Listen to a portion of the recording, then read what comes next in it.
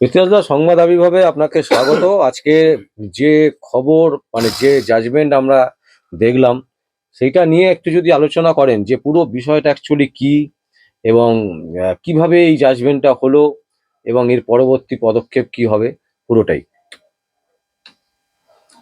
প্রথম বিষয়, আমার এই জাজমেন্ট দেখে প্রথমত মনে হলো ভারতবর্ষে মুসলিম হওয়াটা অপরাধ।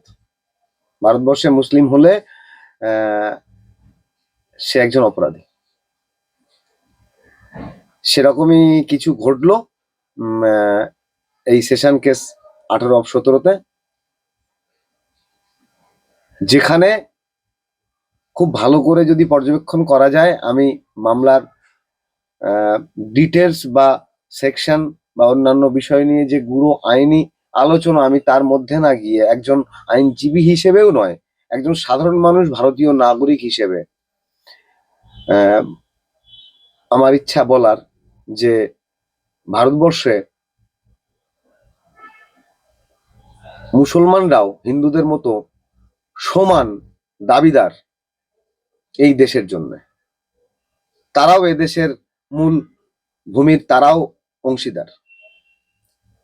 কিন্তু আজকের কেন্দ্র সরকার যে এজেন্ডা এবং মানসিকতা নিয়ে সমাজের উপরে দৃষ্টি রেখেছে, তাতে খুব পরিষ্কার যে এখানে মুসলিম মানেই সে টেররিস্ট। আপনি আপনার বাড়ির পাশে বা আপনার চোখ দিয়ে চারিপাশ দেখলে কোথাও দেখবেন না কোনো হিন্দু টেররিস্ট আছে। কোনো হিন্দু মেয়ে বলাৎকার হলে, তাকে কোনো হিন্দু যদি বলাৎকার করে, সেটাকে খুব একটা দেখানো হয় না, তার বিচারও শেষ হয় না। কিন্তু কোনো মুসলিম যদি তার বউকেও রেপ করে ফেলে, সেটা ফলাও করে দেখানো হয় এবং তাকে ইসলামের তকমা লাগিয়ে তাকে আসামি এবং টেররিস্টও বানিয়ে ফেলা যেতে পারে। এই ভারতবর্ষে এইটা বন্ধ হওয়া খুব দরকার। এটা খুব নোংরা রাজনীতি হচ্ছে। ভারতবর্ষের সামাজিক অবস্থা এবং ব্যবস্থাকে যদি ঠিক রাখতে হয়, কেন্দ্র সরকারের এই নোংরা নীতিকে অবিলম্বে বন্ধ করা উচিত এবং দেশে শিক্ষিত সমাজকে এগিয়ে আসতে হবে। হিন্দুত্ব নিয়ে চেঁচিয়ে আপনি মনে করছেন যে বিরাট কিছু করব, আপনি স্বর্গে চলে যাবেন, এরকম কিচ্ছু নয়। আপনি যত হিন্দু করবেন, ওরা তত মুসলিম করবে বা আল্লাহ করবে। সমাজটা কি এটা চায়? আপনি কি সেই সমাজ চান যে আপনি আল্লাহর নাম করলে আমি গিয়ে মারতে যাব, মেরে ফেলবো, আর আমি কৃষ্ণের নাম করলে আপনি আমায় মারতে আসবেন? আপনি এইটা করলে যে লাভটা পাবেন সেটা বলুন, আপনাকে সরাসরি সেটাই দিচ্ছি। আপনি এই দেশটা বিদেশিদের হাতে বেচে দিতে চান তো বেচে দিন না। তার জন্য আলাদা করে ওয়াকাফ আইন করা হলো, মুসলিম মানেই টেররিস্ট বানানো হচ্ছে। এটা যেন একদম চিরন্তন, কেউ আলাদা করে চোখ দিয়ে দেখতেই চায় না। একদম ফলিত হলো। এবং পুলিশ কিভাবে ম্যানুপুলেট করে, পুলিশ কিভাবে একটা কেস তৈরি করে এবং তার টেবিলে তৈরি করা একটা কেস কয়েকটা পরিবারকে শুধু মুসলিম নাম হওয়ার কারণে কতটা ক্ষতির সম্মুখীনে নিয়ে যেতে পারে, আপনি এই ধরনের মামলাগুলোকে ভালো করে অবজার্ভ না করলে দেখতে পাবেন না। বড় বড় স্ট্রিমের খবরগুলোতে আজকে দেখাবে ভারতবর্ষের হয়তো খুব বড় একটা লাইভ ইমপিচমেন্টের একটা ঘটনা ঘটেছে, কোর্ট লাইভ ইমপিচমেন্ট দিয়েছে। একজন ভেবেছে, কোর্টের অবজারভেশনে একটা জায়গায় কোর্ট বলছে যে আমার মনে হয়েছে ওর ভাবনাটা খুব খারাপ। মহামান্য আদালতের কাছে আমার একটা অনুরোধ, হ্যাঁ একদম ঠিক বলেছেন আপনি, দেশে বাস করে দেশদ্রোহী কোনো চিন্তা ভাবনা অবশ্যই দেশের জন্য ভালো নয়, আমরা কেউ তা আশা করি না বা আকাঙ্ক্ষা রাখি না। কিন্তু আমাদের মাননীয় মুখ্যমন্ত্রী, তিনি কি ভালো ভাবছেন? তার ভাবনাগুলোকে নিয়ে একটু বিচার হবে না? আমাদের দেশের মাননীয় প্রধানমন্ত্রী, তিনি কি ভাবছেন সেই ভাবনা নিয়ে তার একটা বিচার কি হবে না? সাধারণ মানুষ কি ভাবলো তার বিচার হবে? জমালয়ে জীবন্ত মানুষের মতো বাতাসা খাবে ভেবেছিল বলে তার অপরাধ হয়েছে। আর ভানু হসপিটাল বানাবে ভাবলো, তার আর হিসেব বের করতে পারছে না। এ তো জমালয়ে জীবন্ত মানুষ বানিয়ে ফেলেছে দেশটাকে। এটা করবেন না। মানুষকে এক জায়গায় হতে হবে। এবং যদি সত্যি বিজেপি সরকারকে এবং এই তৃণমূল সরকারকে সমূলে বিতাড়িত না করা যায়, তাহলে কিন্তু দেশে খুব তাড়াতাড়ি মানুষকে খুব বিপদের মধ্যে পড়তে হবে। আপনি সেটা চান বা না চান, আপনাকে সেই জায়গায় নিয়ে যেন হবে, সেই পরিস্থিতি, সেই পরিবেশ সমস্ত কিছু তৈরি করা হচ্ছে। আপনি সেটার জন্য প্রস্তুত থাকুন, আর না হয় একসাথে গর্জে উঠুন। এবং এই সবকিছুর জন্য একমাত্র দরকার কিন্তু সেকুলারিজম। যদি সেকুলারিজমের হাত শক্ত করতে পারেন, সমস্ত কিছুকে ভুলে, জাতি ধর্ম বর্ণ নির্বিশেষে এই দেশকে বাঁচাতে, আপনার পরিবারকে বাঁচাতে, আপনার পরিচয়কে বাঁচাতে আপনার আজকে আইএসএফ করা উচিত। বলছি, মামলার বিষয়বস্তু যদি একটু বলেন, মানে কেন এত আপনি ক্ষেপে উঠেছেন, মানে এত যে কথাগুলো বলছেন, ঠিক আছে, সেই কথাগুলো নিশ্চয়ই কোনো একটা মামলার পরিপ্রেক্ষিতে কিছু একটা মামলা হয়েছে, সেই মামলার বিষয়বস্তু যদি একটু বলেন। মামলা হলো সেশন কেস নাম্বার 18/17, এসটিএফ এর মামলা। কয়েকজন মানুষ আমাদের খিদিরপুর ডকের দিকে এসছিলেন, তাদের কাছে খিদিরপুর ডকের যে ম্যাপ, অঞ্চল ম্যাপ, সেটা পাওয়া গেছিল। এটা দেশ দুনিয়ার সবাই জানে, যে কোনো জায়গার যে কোনো ম্যাপ আপনি চাইলে নেট থেকে বার করে নিতে পারেন। এবং তাদের কাছে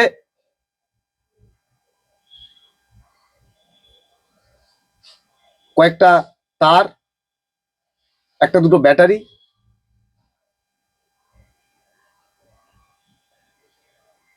কয়েকটা বাংলাদেশি টাকার নোট কয়েকজনের কাছে, এবং একটা পাউডার, যেটা প্রমাণ করতে পারেনি এক্সক্লুসিভ পাউডার কিনা। এই মামলাতে এক্সক্লুসিভের উপরে বা এক্সক্লুশনের উপরে কোনো চার্জশিট হয়নি আলাদা করে। পুলিশ বা প্রসিকিউশন কোথাও এস্টাবলিশ করতে পারেননি যে তানারা ওখানে ওটার জন্যই গেছিলেন। কিন্তু তারা 2 থেকে 3টে এফআইআর লঞ্চ করিয়েছে। একটা মামলায় সেকেন্ড এফআইআর এসছে, সেকেন্ড চার্জশিট আসছে। তার যে প্রসেস, তার যে পদ্ধতি, আইনি পদ্ধতি, কোনোটাই মেনটেন করা হয়নি, এবং সেগুলো পরে দেখাতেও পারিনি। কিন্তু আমার দেখা ভারতবর্ষের এই এসটিএফ বা এনআইএ এত সরগরম ছিল না যখন ইন্ডিয়া বাংলাদেশের মানুষ হেঁটে সকালবেলা এসে বিকেলবেলা ফেরত যেত। তখন দেশে কিন্তু এত এক্সক্লুসিভ কিছু হয়নি। বিজেপি সরকার আসার পর থেকে দেশে এক্সক্লুসিভ বেড়েছে, তাই ওদেরকে বাধ্য হতে হয়েছে এনআইএ আর এসটিএফ কে সড়গড় করে তুলতে। কারণ এসটিএফ আর এনআইএ ছাড়া ওরা ঠেকাতে পারছে না। ওরা শুধু এসটিএফ আর এনআইএ কে ধরে রেখেছে বাংলাদেশের মুসলিম নামধারী মানুষদেরকে অ্যারেস্ট করার জন্য। বাংলাদেশ আর মুর্শিদাবাদ আর কোনো মুসলিম নাম যদি হয় ভারতবর্ষে, তার মতো অপরাধী আর কেউ নেই। এটা বারবার আমি দেখেছি, বারবার আমি দেখেছি। এটা খুব মজার ব্যাপার। কিন্তু ভারত থেকে উড়ে যারা টাকা নিয়ে আমেরিকা লন্ডনে চলে যাচ্ছে, আমাদের মোদিবাবু তাদের দেখতে পাচ্ছে না। তাদের ধরার জন্য কোনো এজেন্ট নেই ভারতীয়দের। আজকে শেখ শাহজাহান তৈরি হয়েছে, সুকুমার মাহাতোর অপরাধ ধরা পড়েনি। শেখ শাহজাহান জেলে আছে, সুকুমার মাহাতো জেলে নেই। আজকে ছেলেপিলেদের চাকরি গেছে অনেক বড় বড় স্কুলের, তোমার ওটা হচ্ছে স্কুল সার্ভিস কমিশনের যে অফিস, এসএসসি অফিস, কিংবা ওই যে বলে হচ্ছে ওটা হচ্ছে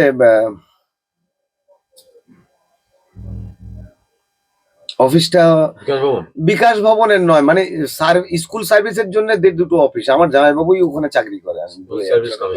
স্কুল সার্ভিস, প্রাইমারি স্কুলের জন্য হচ্ছে একটা, আর হাই স্কুলের জন্য আর একটা হচ্ছে বসিরহাটেই অফিসে আমার জামাইবাবু চাকরি করে। আমি অফিসটার নাম মনে করতে পারছি না। যাই হোক, এরকম নানা অফিসের লোকজন অ্যারেস্ট হয়েছে, তাদের চাকরি গেছে, অঙ্ক হয়েছে। আর এই সমস্ত ঘটনাটা যাদের জন্য হয়েছে তারা কিন্তু খুললাম বাইরে। আপনি খুব ভালো করে অবজারভেশন, আমাদের দেশের প্রত্যেকটা ঘটনা, এই মামলা তো যে মামলা নিয়ে কথা বলছি, যারা এই দেশে এলো তারা কি করে এসেছিল, তাদেরকে ভোটার কার্ড আধার কার্ড কারা করে দিয়েছিল, কে তাদেরকে এই ম্যাপ বের করে দিয়েছিল, কারা তাদের পিছনে সাহায্য করেছিল, দে আর দা, যদি আমি সিস্টেমেও ধরি, they are the last person of that chain. তাহলে সেই চেনের বাকি লোকেরা কোথায়? তাহলে চেনের লাস্ট লোকগুলোকে যদি কনভিক্টেড করা হয়, আসামি করা হয়, আর যারা এই চেনটাকে তৈরি করে দেয় তাদেরকে ছেড়ে রাখা হয়, তাহলে এই চেনের এই মাথার এই কতগুলো গরিব মানুষকে কেন আটকে রাখার? এদের কনভিকশনের মানেটা কি? যারা এদেরকে তৈরি করছে, যারা এদেরকে ইউজ করছে, সেই মানুষগুলো ফুলে ফেপে টাকায় সমস্ত কিছুতে ক্ষমতাতে তারা খুললাম খুল্লা দেশব্যাপী এটা করে বেড়াচ্ছে। আর যারা এর একদম লাস্ট স্টেজে তাদেরকে বানিয়ে তৈরি করা হচ্ছে, তারা নিজেরাও অনেকে জানে না যে আমি কেন এতটা আসামি হয়ে গেলাম, কিন্তু তারা কনভিক্টেড হয়ে গেল। দেশ বিরাট বড় করলো, বড় বড় মিডিয়া বড় করে দেখাবে, ভারতে বিরাট আইন চলছে, বিরাট ব্যবস্থা চলছে, টেররিস্টদের সাজা দেওয়া হচ্ছে, ভারত এগিয়ে যাচ্ছে, নরেন্দ্র মোদী ভারতের জন্য বিরাট কাজ করেছে। কি ব্যাপার, রকেট গেল চাঁদে, প্রধানমন্ত্রী চেঁচাচ্ছেন, আরে ভাই রকেট যাওয়ার ব্যবস্থাটা কি নরেন্দ্র মোদী করেছিল? কোন একটা কংগ্রেস সরকার অনেক আগেই এসব করে গেছে। তো এইরকম নরেন্দ্র মোদীর এই যে খেলাটা না, মানুষকে বুঝতে হবে।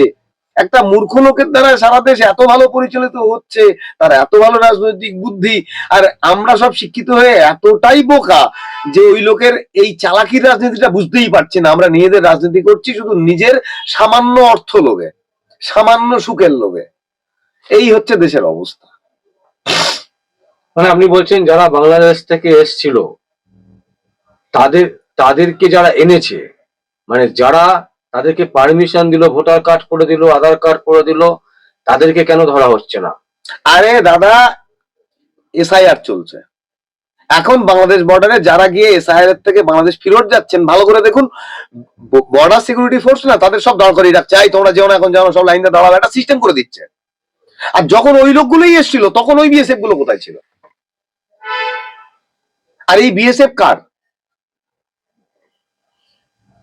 একইভাবে দিনের পর দিন, আমিও জানি, আমি বসিরহাটের ছেলে, অঞ্চলের ছেলে, দিন রাত একাকার কাণ্ড করে গরু ছাগল মানুষ সব পার হয়ে যাচ্ছে, কোটি কোটি টাকার ব্যবসা চলছে, সেই টাকা লাস্ট কোথায় যাচ্ছে সবাই সব জানে।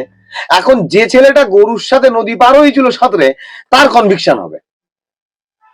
মানে আমাদের দেশের সিস্টেমটা ভালো করে বুঝুন। এই এজেন্টটা পাস হচ্ছে কিন্তু দিল্লিতে, অমিত শাহ কিন্তু গরু পার করার 1% পায়, এটা কিন্তু সত্যি কথা। কিন্তু যে ছেলেটা গরুটাকে শুধু জলের মধ্যে নদীটা পার করে দিল, তাকে বিএসএফ ধরবে, তাকে হয়তো এসটিএফ এ দেবে, না 14 দেবে, না নানা সিস্টেমে তাকে আটকিয়ে তার কনভিকশন হবে। এদিকে অমিত শাহ বেঁচে থাকবে, আমাদের ভাইপো বেঁচে থাকবে, আমাদের দলীয় নেতারা বেঁচে থাকবেন, আমাদের দাদারা বেঁচে থাকবেন। এই তো কদিন আগেই দেখছিলাম রাস্তায় গাড়ি বন্ধ করে তৃণমূলের রাস্তার উপরে মিটিং হচ্ছে, সেটা সেটা চলবে। কনভিকশন হবে কার? যে গরুটার সাথে সাঁতরে পার হলো। বলছি আপনি স্বরাষ্ট্রমন্ত্রী দেশের, তার বিরুদ্ধে মানে আপনি তুলছেন? না না, স্বরাষ্ট্রমন্ত্রী ব্যাপারটা বলে না, সারা দেশ জানে স্বরাষ্ট্রমন্ত্রী চোর। এটা আলাদা করে আমি আলাদা করে কত ভালো করে বলবো। স্বরাষ্ট্রমন্ত্রী চোর, তার ছেলে খেলতে পারে না, সে এখন বোধহয় আমি শুনছি ইন্ডিয়া টিমের নাকি ক্যাপ্টেন হবে, এর পরের ম্যাচে নাকি ও নামবে। হ্যাঁ শুনলাম, হচ্ছে এই এদেরকে বাদ দেওয়া হচ্ছে। আমাদের ভালো প্লেয়ারের নামটা কি বলুন, এখনকার ছেলেপিলের কাছে আইকনিক ক্রিকেটার, কি নাম ওদের? তো অনেকেই আছে, কি নাম বলুন ওদের ক্যাপ্টেনের? বিরাট কোহলি। বিরাট কোহলি। বিরাট কোহলিকে বাদ দিয়ে ওখানে নাকি ক্যাপ্টেনশিপ করবে অমিত শাহর ছেলে, কারণ ও বিসিসিআই এর হেড হয়ে গেল। কি করে হলো? ও বিসিসিআই এর হেড হয়েছে, ভাবতে পারেন? এখন আমি যদি সোলজারদের হেড হই, বলুন দিনই মানাবে? আমি ধরুন ভারতীয় ট্যাঙ্কের হেড বা বায়ুসেনার হেড, আমি বায়ুসেনার হেড। এখন আমি যদি বায়ুসেনার হেড হয়ে যেতে পারি, ওর ছেলে ইন্ডিয়া টিমের ক্যাপ্টেন হয়ে যাচ্ছে, মানে বুঝতে পারছেন না? আমি বায়ুসেনার হেড হয়ে যেতে পারি। এ দেশটা এরকম ভাবেই চলছে, শুধু আমাকে একটা লাল তিলক কপালে রাখতে হবে আর গেরুয়া একটা ওড়না রাখতে হবে, বুঝলেন? এইটা করতে পারলে আমি মোটামুটি যেটা চাইবো সেটা হতে পারবে। শুধু আমার নামটা ভালো হয়, নামটা কনভার্ট করে মুসলিম থেকে হিন্দু করে নিতে হবে, মুসলিম নামটা রাখলে হবে না। মুসলিম হলে বিরাট গায়ে গন্ধ, মুসলিম হওয়া যাবে না এদেশে, আর কোনো সমস্যা নেই। আর আপনি স্বরাষ্ট্রমন্ত্রীর কথা বলছেন, ওনার সম্বন্ধে আমার থেকে তো অনেক ভালো ভালো মানুষ অনেক কিছু বলে গেছেন, ওনার প্রচুর ডাটা আছে, সমস্ত ডাটা দেখা যায়। উনি যে মানে উনি তো প্রধান চোরের অ্যাসিস্ট্যান্ট, তা ওনার সম্বন্ধে আমি অনেক ছোট মানুষ, ক্ষুদ্র মানুষ, ওনার সম্বন্ধে আমি কি বলবো?